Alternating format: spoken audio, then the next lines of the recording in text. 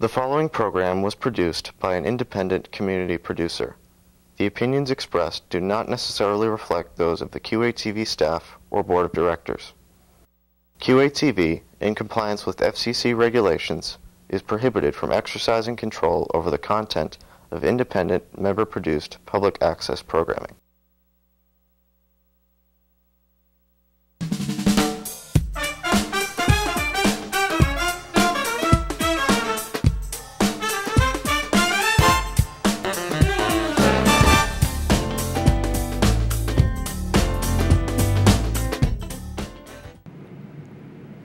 Hello folks, I'm attorney Tom Williams and welcome to Sound Advice. On today's show I want to talk about real estate and a little bit about estate taxes and different forms of real estate ownership and what you can do to help save the family fortune. And I think the first thing I want to talk about is the new law that just came out, and I believe it's going to go into effect on March 16th. It's a new homestead law. And what the new homestead law states is that everyone that owns a home in Massachusetts and the home is their principal residence will have an automatic homestead of $125,000. Now that's a major item. What that means is that the first $125,000 of the equity in your home is protected against creditors. So if I don't pay the dentist or the oil man or the credit card company and somebody puts an attachment against me, they can't force the home to be sold for that attachment for the up to the first $125,000 worth of equity. That's on the automatic homestead. Anybody that owns a home, they reside in a home, it's their principal residence. And it can be a male or a female, husband and wife, it doesn't matter. That's how it works. Now, you still have the regular homestead, which is Massachusetts General Laws, Chapter 188, Section 1. This one says if you live in a home, you can have a homestead of up to $500,000. Now, it used to be that if you were a married couple, one of you had to make the determination who got the homestead. So if my husband, let's say if a husband was a mailman and the wife was a nurse, then you'd probably put the homestead on the nurse because maybe she's more likely to get sued than the mailman.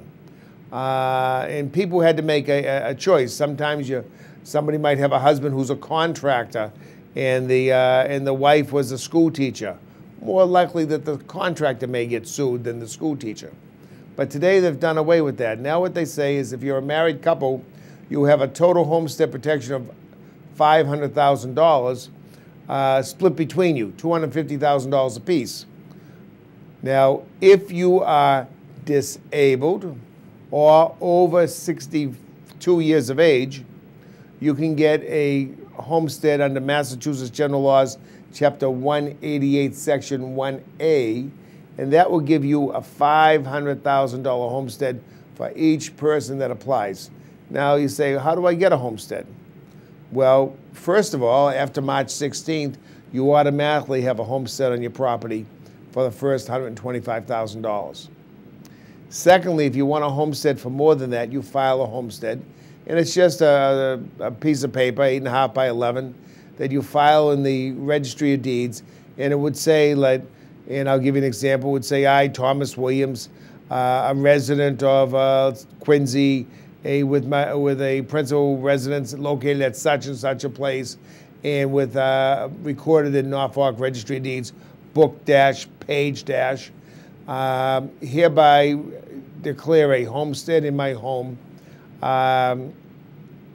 which is recorded, a description which is recorded in the above Registry of Deeds. That effectively would give you a homestead. Now, you can go to the Registry of Deeds and get the forms. You can go to an attorney's office and get the forms. You can probably go to a stationery store and get the forms. The Registry of Deeds charges $35 plus another $1 for mailing. So they charge $36 for recording a homestead. And it gives you a lot of protection. Now, one of the things a homestead does is if you go bankrupt, a homestead could give you $500,000 protection in your home on the equity. So let's say I have a house that's worth $600,000 and I have a $100,000 mortgage on it, and for some reason I just deem I want to go bankrupt. I go bankrupt, I can't pay my bills. Let's say I have a couple $100,000 in credit cards and I just don't want to pay them. Well, I could go bankrupt, and the homestead will protect my first $500,000 of equity in my home, so I could walk out of that bankruptcy owning my home, subject to the $100,000 mortgage, and all my debts would be erased. That's how valuable a homestead is. Now, a homestead will not protect you against federal liens.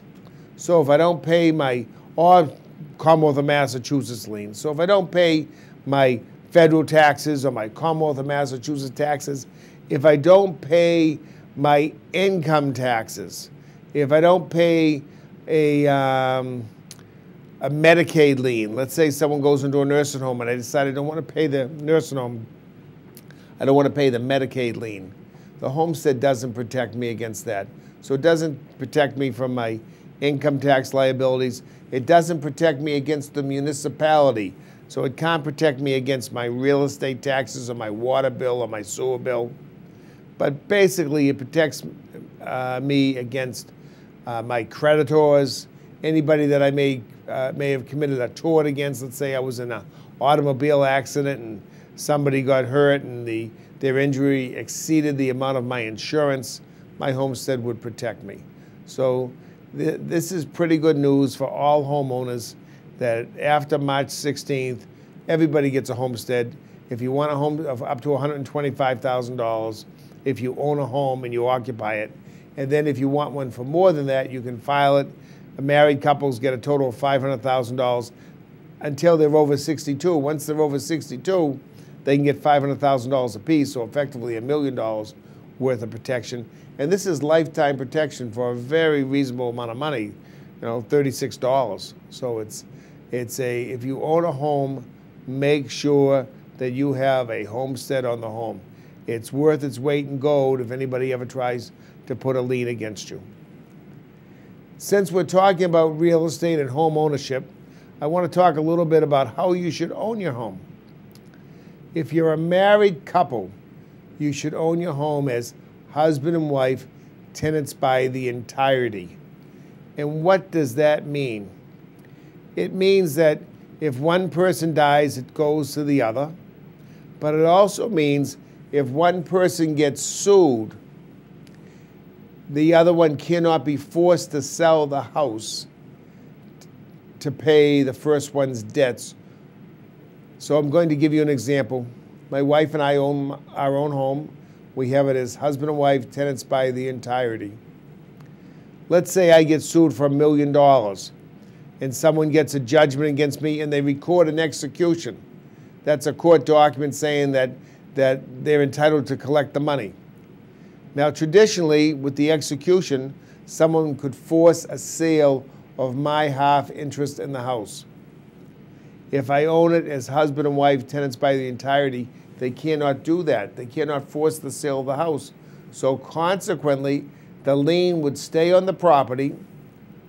If I died before my wife and the lien was against me, the lien would be of no value because the lien would disappear if I died prior to my wife, because now the house would be owned 100% by her.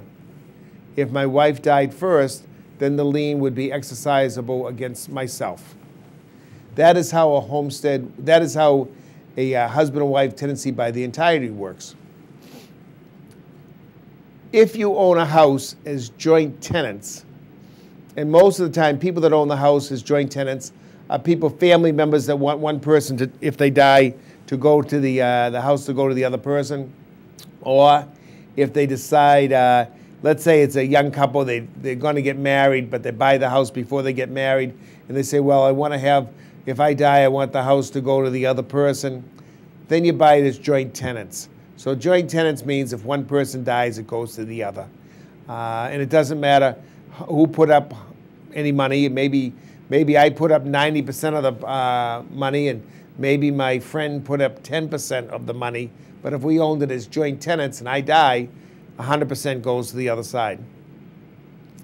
If I own a house as tenants in common.